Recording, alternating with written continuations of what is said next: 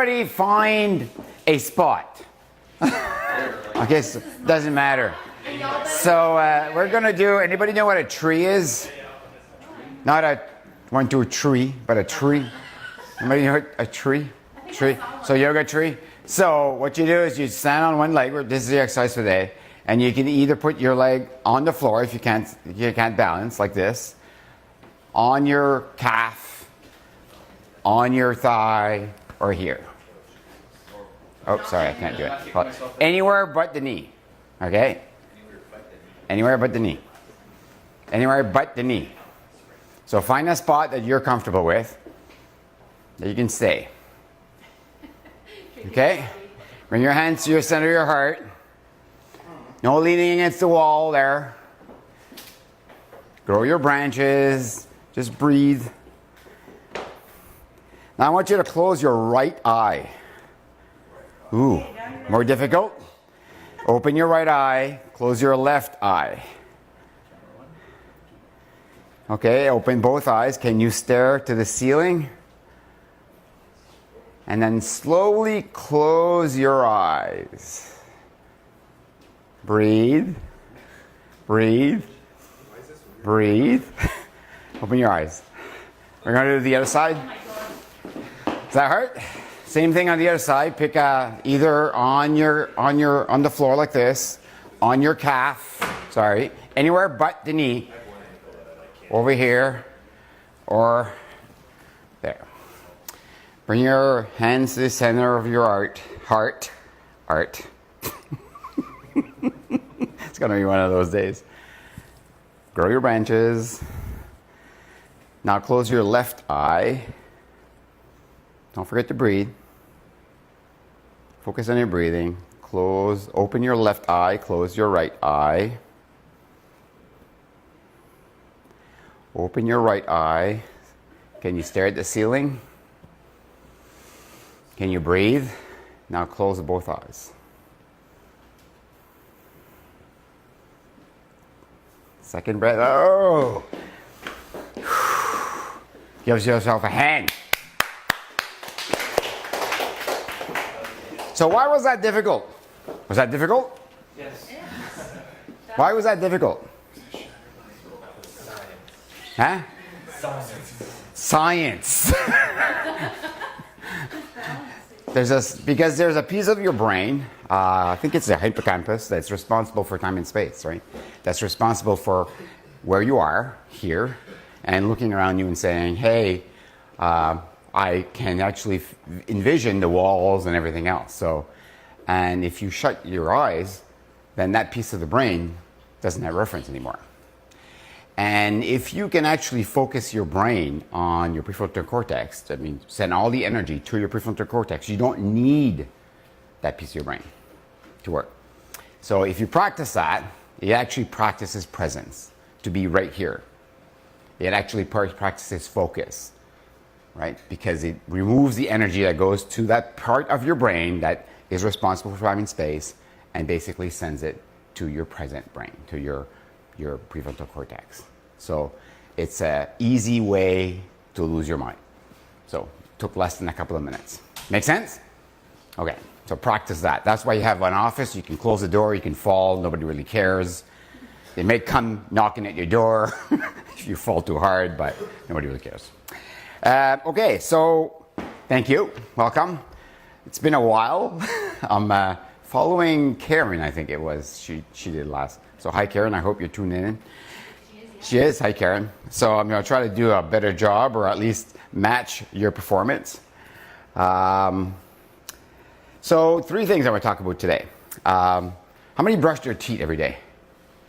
Cool. Floss their teeth? No? Okay. So we take care of our teeth.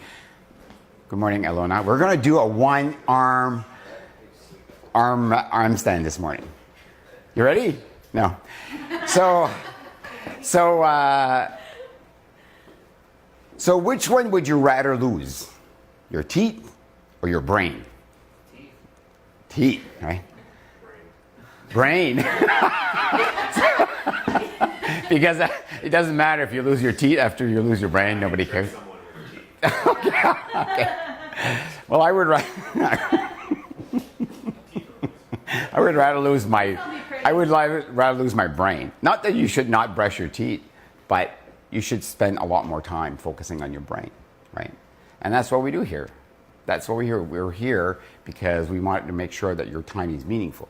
So everything we talk about is basically feeding your brain. That's why we do exercise, to feed your brain, right? That's why we talk about food, to feed your brain, right? So it's important, right? Not a lot of people die from having no teeth, but you will die eventually.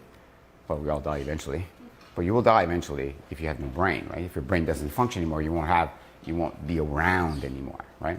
So, so why is exercise important for the brain? Anybody? Because it's a muscle. You gotta exercise it, yeah, right? So could it be that when you exercise, you actually feed the brain with your oxygen and your food, right? That's why exercise is the number one thing you can do to feed your brain. Good exercise. And that's why we climb the stairs, and that's why we go downstairs to get our coffee, and that's why, you know, we encourage you to have exercise every day, because it feeds the brain. Make sense? Food is the second part, right? That's why we talk about food a lot. That's why we don't bring donuts to work. Sorry, Alona.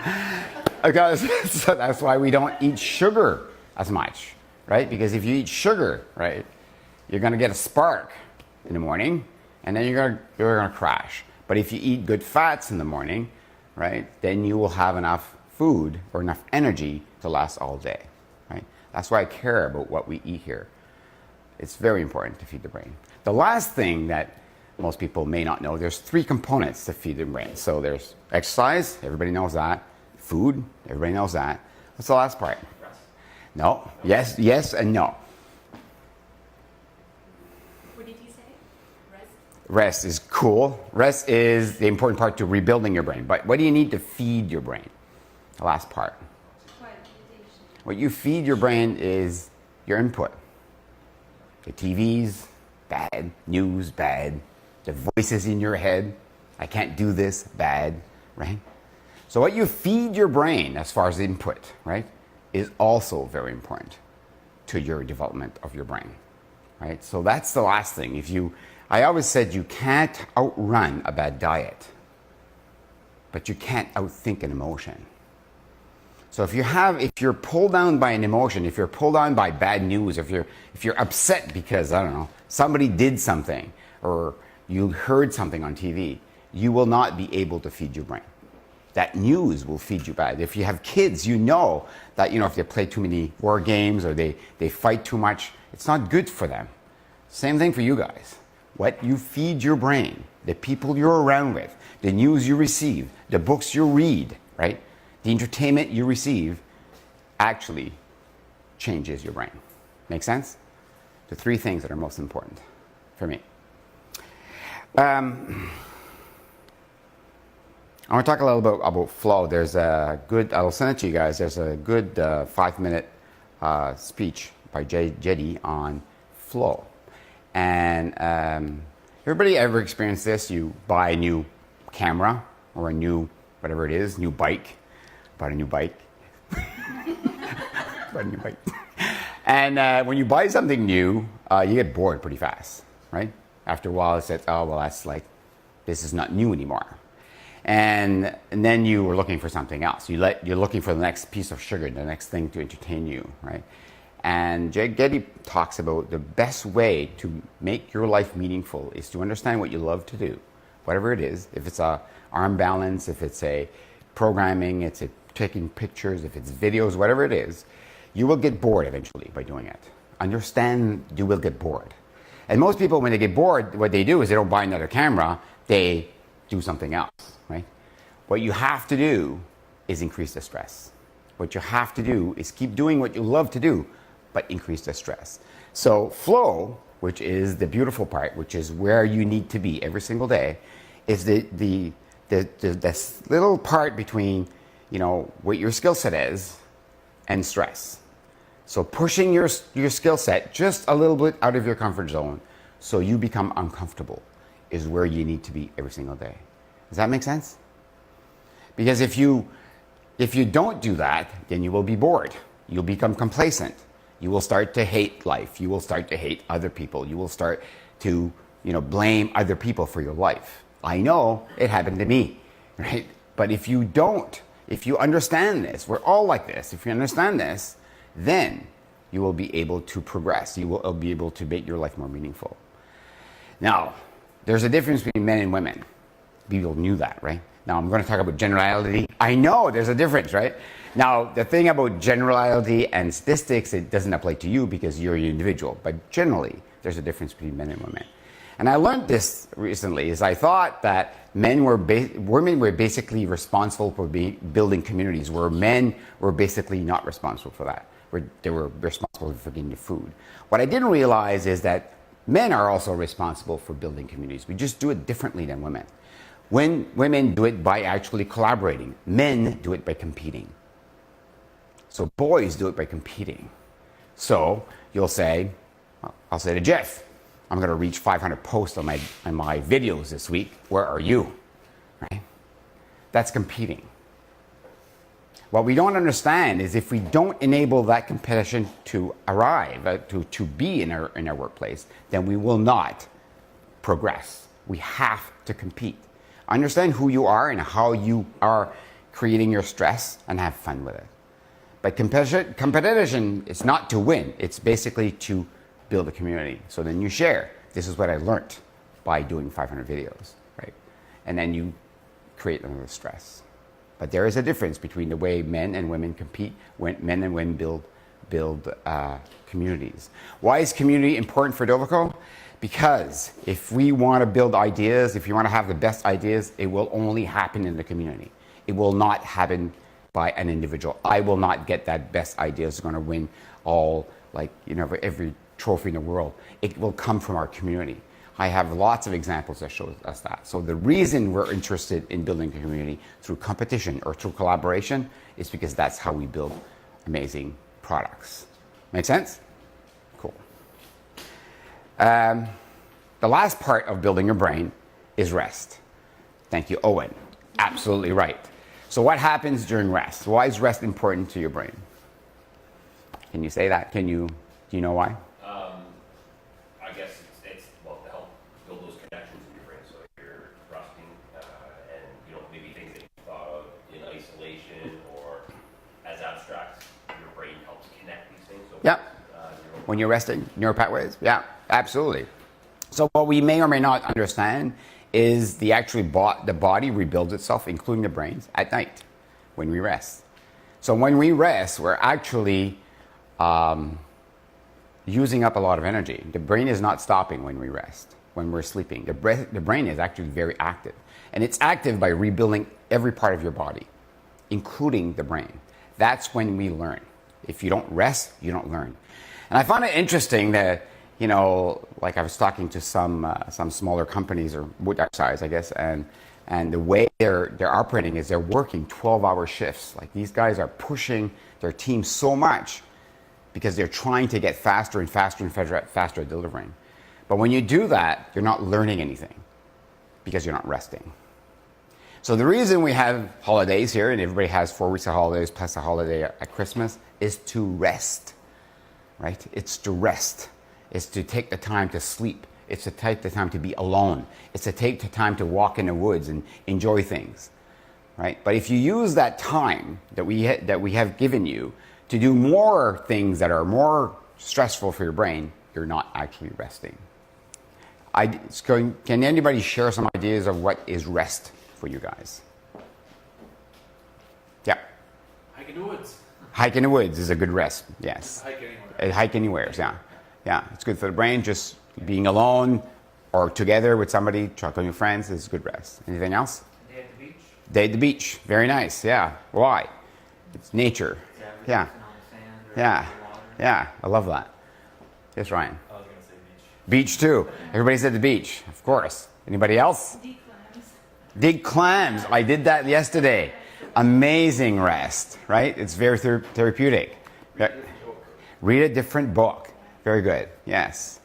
Anybody else? Read the same book. Read the same book. I did that too. I read the same book 3 times during my holidays. So that's a very good one. Yeah. Anybody else? No. Okay. So rest is very important. So those are the components to building a meaningful life. Yes. There's a question. Yeah, no, I just got a copy from Anna, Oh. and she said that it's been proven that women need more rest than men. Actually, that's true. It is proven to do that because women are more complex than men. Their brain are working better and faster than men. I know. Did I get an extra week? So yes, we should get an extra week. Yeah. Anna, this cost me a lot of money. She said that also to rest, sleeping and watching Netflix is what she does. Yes, sleeping is very good. Not sure about Netflix, but if you watch the same program over, documentary, but if you watch the same program over and over again, that's rest. You're turning off your brain, right? Listening to the same song is also resting because it turns off your brain, it basically gives time to relax and not think about things. That's another way to rest. Yeah, cool. There's lots of great science on that. The Ripple Effect is a good book I could recommend. The Selfish Gene is a book I read. Care for the Soul is a book I read during my holidays. Great books. All of these things are important for what? To give time meaning, which is what we're about, right? If you guys spend your time doing these 4 things, right, that we just talked about, and you do this constantly, every single day, a little bit at a time, every single day, then you will bring meaning to your life. And if you give time meaning here, we'll be successful. No doubt about it. It makes my life a lot easier. It makes your life a lot easier. And that's what we're about. And if you do that and we give that to our customers, then we'll be very successful. Make sense? Cool. I'm happy to be back. That's it for me. Is there something else going on this week? We have little fidget tools. You want to show that now? Sure. You didn't bring that. Yeah. Can you go get the fidget tool? There's a little... Come here, sac sur mon pupitre. So we have yoga with V on Thursday. Doma's hours are going to be cut back starting this Friday for 2 weeks. Okay. While Grace and Will are on vacation. Oh, okay. So less... Okay. So they'll be opening at the same time, but they'll be Okay. closing at 2:30 until September 4th. Okay. So Domas is limited hours for vacation. I love that. So starting this Friday Yeah. for 2 weeks. Yes. They'll be open at the same time, but closed Perfect. at 2:30. And Grace and I have been working on a little magical coffee. It's a turmeric latte.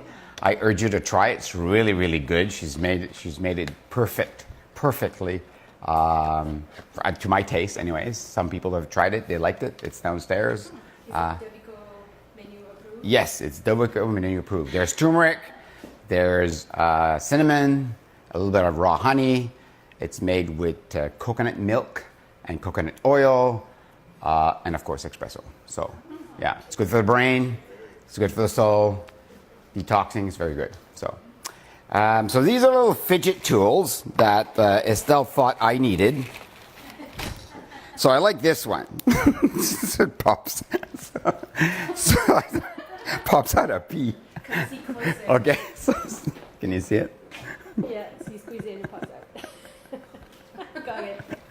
So everybody can grab one of these. And why is this important? I don't know. I think it's restful. Stress relief. But I'm ADHD, so there's lots of different little things in there. So you each grab one. So Estelle was kind enough to buy these for you guys. It's stress Yeah. and anxiety relief. Stress and anxiety relief. Yes. That's the boss. There we go. Thanks, Estelle. Yay. I think she thought I was too fidgety. So there we go. Okay. That's it? That's it. Okay. Yoga Thursday. Yoga Thursday. All right. Have a great week. Thank you for chiming in.